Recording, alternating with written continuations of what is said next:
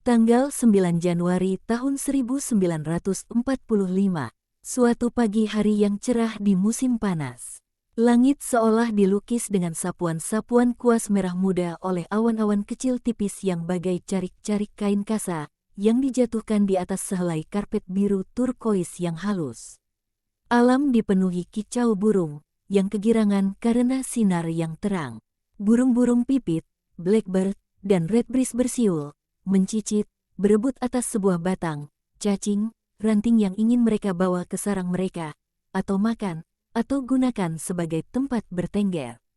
Burung-burung pipit menukik cepat dari langit turun ke sungai kecil untuk membasahi dada mereka yang berwarna seputih salju dengan puncaknya berwarna kuning coklat, dan sesudah menerima kesegaran dari air dan menangkap seekor lalat kecil yang masih tidur di atas sebuah batang kecil, mereka membubung cepat ke langit secepat kilatan sebuah pisau yang mengkilat, berceloteh dengan gembira.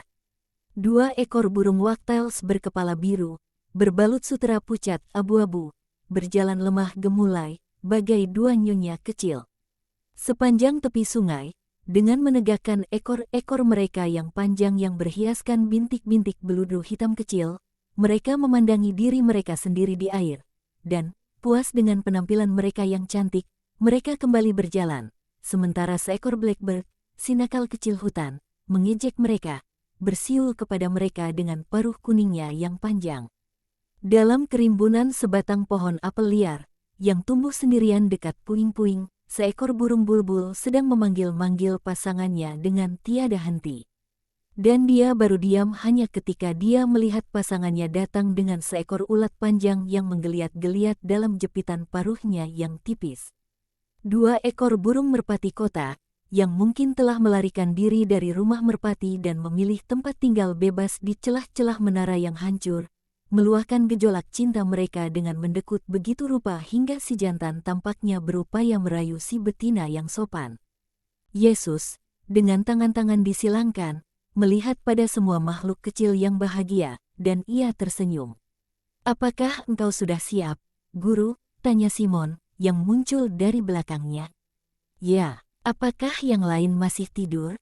"Ya, mereka masih muda. Aku membasuh diri di sungai itu. Airnya sangat dingin hingga menjernihkan pikiran. Aku akan pergi dan membasuh diri sekarang." Sementara Simon, dengan hanya mengenakan sehelai jubah pendek, membasuh diri dan lalu mengenakan pakaiannya, Yudas dan Yohanes keluar. "Salam, Guru. Apakah kami terlambat?" "Tidak, baru saja pagi. Tapi sekarang cepatlah dan mari kita pergi." Keduanya membasuh diri dan mengenakan jubah serta mantel mereka. Yesus, sebelum berangkat, memetik beberapa bunga kecil yang tumbuh di antara celah-celah 2 batu, dan memasukkannya ke dalam sebuah kotak kayu kecil, di mana sudah ada barang-barang lain, yang tak dapat aku lihat dengan jelas. Ia menjelaskan, "Aku akan membawanya untuk bundaku. Ia akan menyukainya. Ayo kita pergi." "Kemana, Guru?" "Ke Bethlehem." "Lagi, aku pikir situasinya tidak menguntungkan bagi kita." "Tak masalah, ayo kita pergi. Aku ingin menunjukkan kepada kalian di mana para majus datang dan di mana aku berada." "Jika begitu halnya, dengarkan. Maafkan aku, apakah engkau mengizinkanku, Guru? Biar aku yang berbicara. Mari kita lakukan satu hal. Di Bethlehem dan di penginapan, biar aku yang berbicara dan mengajukan pertanyaan. Kalian orang-orang Galilea sama sekali tidak disukai di Yudea, dan lebih lagi di sini dibanding tempat lain manapun. Tidak, baiklah kita melakukan ini. Pakaianmu menunjukkan bahwa engkau dan Yohanes adalah orang-orang Galilea. Sangat mudah. Dan lalu, rambut kalian, mengapakah kalian bersikeras memanjangkannya? Simon dan aku akan bertukar mantol dengan kalian." "Simon, berikan mantolmu kepada Yohanes, aku akan memberikan mantolku kepada Guru." "Begitu, lihat, kau sudah tampak lebih sedikit serupa dengan orang-orang Yudea. Sekarang ambillah ini." Dan dia menanggalkan kain yang menutup kepalanya, kain panjang bergaris-garis kuning, coklat, merah, hijau, seperti mantolnya, yang dipasangkan pada tempatnya dengan seutas tali kuning. Lalu dia menempatkannya di atas kepala Yesus, menatanya sepanjang pipinya untuk menyembunyikan rambut pirangnya. Yohanes mengenakan penutup kepala serupa berwarna hijau pekat milik Simon. Oh, begitu lebih baik sekarang. Aku punya nalar yang praktis. Ya, Yudas, kau punya nalar yang praktis. Itu benar, akan tetapi, berhati-hatilah, agar itu tidak mengungguli yang lain. Yang mana, guru? Perasaan rohani? Tidak, tidak. Tapi dalam perkara-perkara tertentu lebih berguna menjadi seperti politikus daripada seperti duta. Dan dengarkan, jadilah baik sedikit lebih lama. Demi kebaikanmu sendiri, janganlah menentangku jika aku harus mengatakan sesuatu yang tidak benar. Apa maksudmu? Mengapa berbohong? Aku adalah kebenaran dan aku menghendaki tidak ada dusta dalam diriku atau sekelilingku.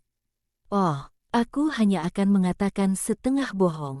Aku akan katakan bahwa kita semua kembali dari tempat-tempat yang jauh, dari Mesir misalnya, dan bahwa kita sedang mencari kabar tentang para sahabat.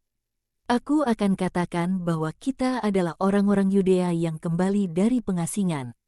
Lagi pula, ada sebagian kebenaran dalam semuanya, dan aku yang akan berbicara, dan yang satu berbohong lebih banyak, yang satu berbohong lebih sedikit. Tetapi Yudas, mengapa menipu? Tidak apa-apa, guru, dunia hidup berdasarkan tipuan, dan terkadang menipu itu suatu kebutuhan. Baiklah, demi menyenangkanmu, aku hanya akan mengatakan bahwa kita datang dari jauh dan bahwa kita adalah orang-orang Yudea, yang adalah benar bagi 3 dari kita berempat. Dan kau, Yohanes, jangan berbicara sama sekali. Kau pasrah saja, aku akan diam. Lalu, jika semuanya berjalan lancar, kami akan mengatakan yang selebihnya. Tapi aku tidak percaya, aku pintar, aku cepat menangkap. Aku tahu itu, Yudas. Tapi aku lebih suka kau sederhana.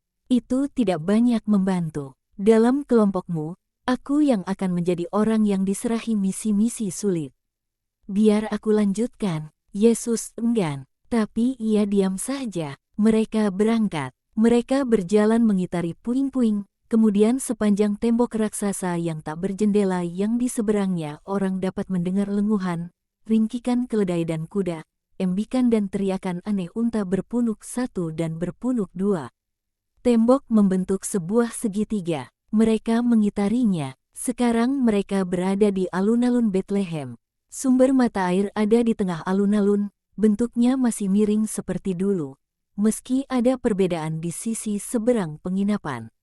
Di sana, di mana dulu berdiri sebuah rumah kecil, yang aku masih ingat sepenuhnya keperakan di bawah cahaya sang bintang, sekarang ada sebuah lubang besar dengan serakan reruntuhan. Hanya tangga kecil yang masih berdiri, dengan landasan kecilnya. Yesus melihat dan menghela napas panjang. Alun-alun penuh dengan orang sekeliling para penjajah makanan, peralatan, pakaian, del. Semua barang ditempatkan di atas tikar-tikar atau dalam keranjang-keranjang di tanah, dan sebagian besar pedagang juga meringkuk di tengah. Toko mereka, dengan pengecualian mereka yang berdiri di sana, berteriak dan menggerak-gerakkan tangan kepada para pembeli yang pelit. Hari pasar, kata Simon. Gerbang utama penginapan dibuka lebar dan sebaris keledai-keledai syarat dengan barang keluar. Yudas adalah yang pertama masuk. Dia melihat sekeliling. Dengan penuh keangkuhan, ia merenggut seorang pelayan dekil berpakaian lengan pendek, yakni dengan jubah pendek tanpa lengan, yang terjuntai hingga ke lututnya. Pelayan, teriaknya, pemilik penginapan, cepat, cepatlah. Aku tidak biasa disuruh menunggu orang. Anak itu lari, dengan menyeret sapu di belakangnya. Tetapi Yudas, yang sopan, diamlah, guru, biarkan aku. Adalah penting mereka menganggap kita orang-orang kaya yang datang dari kota. Pemilik penginapan bergegas datang, dan dia membungkuk berulang kali di depan Yudas, yang sangat mengesankan dalam balutan mantel merah tua Yesus di atas jubah kuningnya yang mewah penuh jumbai-jumbai. Kami datang dari jauh, sobat. Kami adalah orang-orang Yudea dari komunitas Asiatik. Orang-orang ini, yang dilahirkan di Betlehem dan teraniaya, sekarang mencari beberapa sahabat lama. Kami bersama dengan dia. Kami datang dari Yerusalem, di mana kami menyembah Yang Maha Tinggi di Bait-Nya. Dapatkah engkau memberi kami informasi? Tuanku, hambamu akan melakukan segalanya untukmu. Berikan perintahmu. Kami ingin beberapa informasi tentang banyak, dan khususnya mengenai anak perempuan yang rumahnya di seberang penginapanmu. Oh, perempuan malang, kau hanya akan menemukannya dalam pangkuan Abraham, dan anak-anaknya bersamanya. Apakah dia meninggal? Bagaimana? Tidak tahukah kau mengenai pembantaian Herodes? Seluruh dunia membicarakannya dan bahkan kaisar menyebutnya babi yang makan darah. Oh, apakah yang sudah aku katakan? Jangan laporkan aku. Apakah kau sungguh seorang Yudea? Ini tanda sukuku. Lalu, bicaralah. Ana dibunuh oleh tentara-tentara Herodes, bersama semua anak-anaknya, terkecuali satu anak perempuan. Tapi kenapa? Bukankah dia sangat baik? Apakah kau mengenalnya? Ya, sangat baik. Yudas berbohong dengan tidak tahu malu. Dia dibunuh sebab dia memberikan tumpangan kepada mereka yang mengatakan bahwa mereka adalah bapa dan bunda Sang Mesias. Kemarilah, masuklah ke dalam ruangan ini. Tembok-tembok punya telinga dan sangat berbahaya berbicara mengenai hal-hal tertentu. Mereka masuk ke dalam sebuah ruangan gelap yang rendah. Mereka duduk di dipan yang rendah. Sekarang, aku punya penciuman yang bagus. Bukannya sia-sia aku menjadi pengurus penginapan. Aku dilahirkan di sini, putra dari putra pemilik penginapan. Tipu muslihat ada dalam darahku. Tapi aku tidak memanfaatkannya. Aku bisa saja memberikan sebuah celah untuk mereka. Tapi, mereka orang-orang Galilea yang miskin dan tak dikenal. Oh, tidak, Hizkia tidak akan jatuh ke dalam perangkap. Dan aku merasa mereka berbeda. Perempuan itu, matanya, sesuatu. Tidak, pastilah ada setan dalam dirinya dan ia berbicara kepadanya.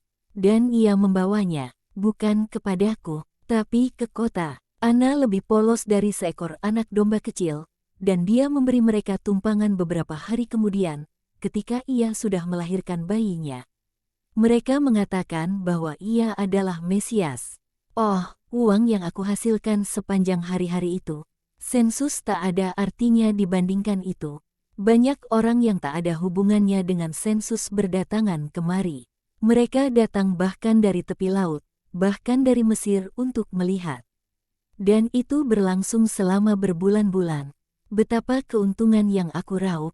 Yang terakhir datang adalah ketiga raja, 3 orang yang berkuasa, 3 ahli sihir. Aku tidak tahu, rombongan yang luar biasa, yang tak habis-habisnya. Mereka mengambil semua kandang dan mereka membayar dengan emas untuk begitu banyak jerami yang bisa untuk sebulan. Dan mereka pergi keesokan harinya, meninggalkan semuanya di sini. Dan betapa hadiah-hadiah yang mereka berikan kepada para pelayan dan para perempuan. Dan bagiku, oh, aku hanya dapat berbicara yang baik tentang Mesias, entah ia yang asli atau yang palsu. Ia membuatku menghasilkan berkantong-kantong uang, dan aku tak mengalami bencana. Tak seorang pun dari keluargaku tewas, sebab aku baru saja menikah. Jadi, tapi yang lain, kami ingin melihat tempat-tempat pembantaian. Tempat-tempat, tapi setiap rumah adalah tempat pembantaian. Ada orang-orang terbunuh bermil-mil sekitar Bethlehem. Ikutlah denganku. Mereka mendaki sebuah tangga menuju ke sebuah atap teras yang besar. Dari sana, orang dapat melihat banyak wilayah pedesaan dan seluruh Bethlehem tersebar di bukit-bukit, bagai sebuah kipas terbuka. Dapatkah kau lihat tempat-tempat yang hancur itu? Di sana juga rumah-rumah di bumi hanguskan sebab para ayah mempertahankan anak-anak mereka dengan senjata mereka. Dapatkah kau lihat di sebelah sana semacam sumur yang diselubungi tanaman ivy? Itu adalah reruntuhan sinagoga. Sinagoga dibakar bersama kepala sinagoga yang memaklumkan bahwa itu adalah Mesias. Dibakar oleh mereka yang selamat, yang beringas karena pembantaian anak-anak mereka. Kami mendapat masalah untuk itu sesudahnya. Dan di sana, Lihat makam-makam itu, para kurban dikuburkan di sana. Mereka seperti domba-domba kecil yang tersebar di seluruh kehijauan, sejauh mata dapat memandang. Semua kanak-kanak yang tak berdosa dan ayah serta ibu mereka. Lihat tangki itu, airnya menjadi merah sesudah para pembunuh membasuh senjata-senjata dan tangan-tangan mereka di dalamnya. Dan anak sungai di belakang sini, apakah kau melihatnya? Airnya menjadi merah muda karena darah yang mengalir ke dalamnya dari pembuangan air. Dan di sana, di depan kita, itulah apa yang tersisa dari rumah anak. Yesus menangis. Apakah kau kenal baik dengannya? Yudas menjawab, dia seperti seorang saudara bagi bundanya. Benar begitu, sahabatku. Yesus hanya menjawab, ya, aku mengerti, kata pemilik penginapan yang menjadi tercenung. Yesus membungkuk ke depan untuk berbicara kepada Yudas dengan suara pelan. Temanku ingin pergi ke reruntuhan itu, kata Yudas. Silakan ia pergi, itu milik semua orang. Mereka turun, mengucapkan selamat tinggal dan pergi. Pemilik penginapan kecewa, mungkin dia berharap menerima sesuatu. Mereka menyeberangi alun-alun, dan mereka mendaki tangga kecil yang masih tersisa. Dari sini, kata Yesus, bundaku membuatku melambaikan tanganku kepada 3 orang bijak dan kami berangkat dari sini menuju ke Mesir. Orang-orang melihat kepada keempat orang di tengah reruntuhan. Seorang bertanya, apakah mereka sanak anak? Mereka adalah teman-teman. Seorang perempuan berteriak, jangan mencelakai perempuan malang yang sudah mati. Jangan kalian lakukan itu, seperti yang dilakukan teman-temannya yang lain ketika dia masih hidup. Dan lalu mereka melarikan diri. Yesus berdiri di atas landasan di sebelah tembok kecil yang melingkunginya. Ia, karenanya, sekitar 2 meter lebih tinggi dari alun-alun, dengan tak suatu pun di belakangnya. Sketsa figurnya dengan jelas memotong matahari yang bersinar di belakangnya, sehingga terbentuklah sebuah halo sekeliling rambut keemasannya. Dan menjadikan jubah linennya yang seputih salju bahkan tampak lebih putih sebab itulah satu-satunya pakaian yang dikenakannya. Mantolnya telah terlepas dari bahunya dan sekarang tergeletak di kakinya bagai alas tumpuan warna-warni. Jauh di belakang, ada latar belakang hijau tak terawat dari apa yang dulunya adalah kebun sayur mayur dan buah-buahan serta ladang ana, yang sekarang dibiarkan terbengkalai dan ditebari puing-puing. Yesus merentangkan kedua tangannya. Ketika Yudas melihat gerakan itu, dia berkata, jangan berbicara, itu tidak bijaksana. Tapi suara Yesus yang lantang memenuhi alun-alun, orang-orang dari Yehuda, orang-orang dari Betlehem, dengarkanlah. Perempuan-perempuan dari tanah yang suci bagi Rahel, dengarkanlah. Dengarkanlah dia yang adalah keturunan Daud, dan yang telah menderita karena penganiayaan dan telah menjadi pantas untuk berbicara, dan yang sekarang sedang berbicara kepada kalian untuk memberi kalian terang dan penghiburan. Dengarkanlah, orang-orang berhenti berteriak, berkelahi dan membeli dan mereka berkumpul. Ia adalah seorang rabi, ia pasti datang dari Yerusalem. Siapakah gerangan dia, betapa tampan, dan betapa suara yang mengagumkan, dan perilakunya. Tentu saja, ia dari keturunan Daud, jadi, ia salah seorang sanak kita. Mari kita mendengarkannya. Segenap halayak ramai sekarang telah berkumpul dekat tangga kecil yang tampak bagai sebuah mimbar. Dalam kitab Kejadian dikatakan, aku akan mengadakan permusuhan antara engkau dan perempuan ini. Engkau dan perempuan, ia akan meremukkan kepalamu, dan engkau akan meremukkan tumitnya. Dikatakan juga, susah payahmu waktu mengandung akan ku buat sangat banyak. Dan semak duri dan rumput duri yang akan dihasilkan tanah bagimu, itulah hukuman atas laki-laki, perempuan dan si ular. Aku telah datang dari jauh untuk menghormati makam Rahel, dan dalam sepoi-sepoi sore, dalam embun malam. Dalam nyanyian pagi yang sedih burung bulbul, aku mendengar isak tangis Rahel yang di masa lampau yang diulang-ulang. Dan isak tangis itu diulang-ulang oleh mulut banyak ibu di Betlehem, dalam kuburan mereka atau dalam hati mereka. Dan aku mendengar raungan kesedihan Yakub dalam kepedihan para suami yang tanpa istri, yang dijauhkan dari istri-istri mereka yang telah dibunuh oleh duka. Aku menangis bersama kalian, Tapi dengarkanlah, saudara-saudara setanah airku. Betlehem, tanah terberkati, yang paling kecil dari antara kota-kota di Yehuda, namun yang terbesar di mata Allah dan di mata umat manusia, membangkitkan kedengkian setan sebab itu adalah tempat buayan sang juru selamat, seperti dikatakan Mika, ditakdirkan untuk menjadi tabernakel di mana kemuliaan Allah, api Allah, inkarnasi kasih-Nya akan beristirahat. Aku akan mengadakan permusuhan antara engkau dan perempuan ini, engkau dan perempuan, ia akan meremukkan kepalamu, dan engkau akan meremukkan tumitnya. Permusuhan manakah yang terlebih besar dari permusuhan yang ditujukan kepada anak-anak seorang ibu? Jantung hati seorang perempuan, dan tumit manakah yang lebih kuat dari tumit bunda sang juru selamat? Pembalasan oleh setan yang dikalahkan, karenanya, adalah sesuatu yang alami. Dia tidak menyerang tumit, melainkan hati para ibunda, sebab karena bunda. Oh, betapa sakit dilipat gandakan ketika anak-anak mati sesudah melahirkan mereka. Oh, betapa petaka menjadi seorang bapa yang tanpa anak sesudah menabur dan bersusah payah demi keturunan. Dan meski demikian, Betlehem, bersukacitalah. Darah murni kalian, darah kanak-kanak yang tak bersalah telah mempersiapkan sebuah jalan ungu yang menyala bagi Sang Mesias. Orang banyak yang telah menjadi semakin bergolak sesudah Yesus menyebutkan juru selamat dan bundanya, sekarang menunjukkan tanda-tanda jelas pergolakan. Diamlah, Guru, kata Yudas, dan ayolah kita pergi. Tetapi Yesus tidak mendengarkannya. Ia melanjutkan, untuk Mesias bahwa rahmat Allah Bapa menyelamatkan dari para tirani demi melindunginya untuk umatnya dan keselamatan dan suara melengking seorang perempuan berteriak, 5. Aku melahirkan 5, dan tak seorang pun yang sekarang ada dalam rumahku. Betapa malangnya aku, dan dia menjerit-jerit histeris. Itulah awal dari keributan. Seorang perempuan lain, berguling-guling di atas debu, dia mengoyakkan pakaiannya, dan memperlihatkan payudara yang putus putingnya, seraya berteriak. Di sini pada mama ini mereka membantai putra sulungku. Pedang itu sekaligus memotong wajahnya dan putingku.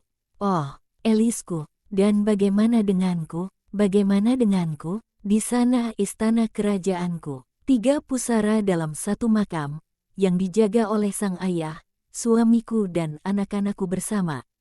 Di sana, jika ada juru selamat, biarkan ia mengembalikan anak-anakku, suamiku, biarkan ia menyelamatkanku dari keputusasaan, dari Bilzebul ia harus menyelamatkanku.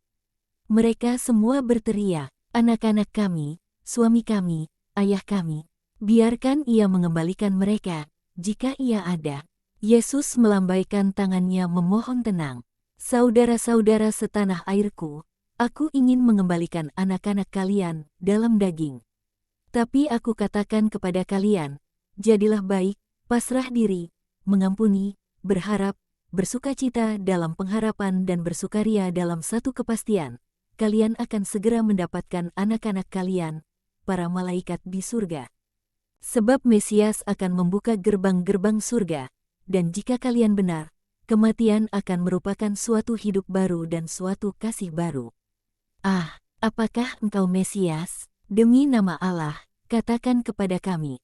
Yesus menurunkan tangannya, dalam suatu gerakan yang begitu manis dan lembut seolah ia sedang memeluk mereka semua, dan ia berkata, ya, enyah, jadi, itu kesalahanmu. Sebuah batu dilemparkan di tengah ejekan dan cemoohan. Yudas langsung bereaksi dengan suatu cara yang amat terpuji. Oh, andai dia selalu bersikap seperti itu, dia melompat ke depan Yesus, berdiri di atas tembok landasan yang rendah, dengan mantolnya terbuka lebar dan tanpa gentar dia melindungi Yesus dari batu-batu. Wajahnya berdarah dan dia berteriak kepada Yohanes dan Simon, bahwa Yesus pergi ke belakang pohon-pohon itu. Aku akan menyusul, pergilah, dalam nama surga.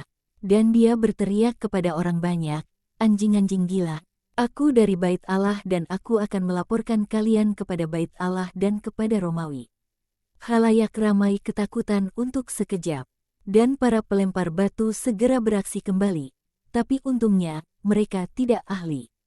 Dan Yudas, tanpa takut, memungutnya dan membalas dengan kata-kata kasar kepada para pengutuk dari antara orang banyak.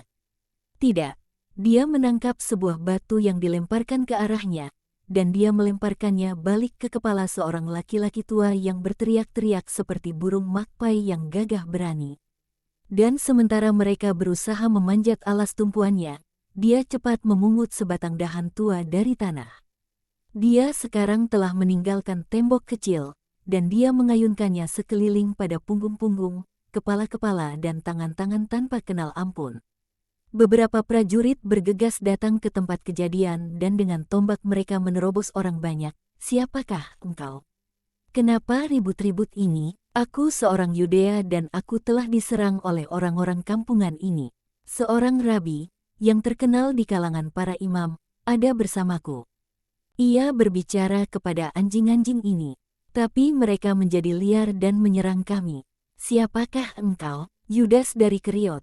Aku orang dari Bait Allah, sekarang aku adalah murid Rabi Yesus dari Galilea. Aku teman Simon orang Farisi, Yohanan orang Saduki, dan Yusuf dari Arimatea, penasehat mahkamah agama, dan terakhir, Eleazar ben Ana, sahabat prokonsul, dan kalian dapat mengeceknya. Akan aku cek, kemanakah kau hendak pergi? Aku akan pergi ke Keriot bersama temanku, lalu ke Yerusalem. Pergilah. Kami akan melindungi kalian. Yudas menyerahkan beberapa keping uang kepada prajurit. Pastinya ilegal, tapi sudah lumrah. Sebab sang prajurit dengan cepat dan berhati-hati mengambilnya, dia memberi hormat dan tersenyum. Yudas melompat turun dari platform. Dia berjalan melintasi ladang yang tak ditanami, sesekali melompat, dan dia sampai pada teman-temannya. Apakah kau terluka parah? Tidak, bukan apa-apa, Guru. Dalam segala perkara, demi engkau. Tapi aku mengalahkan mereka juga.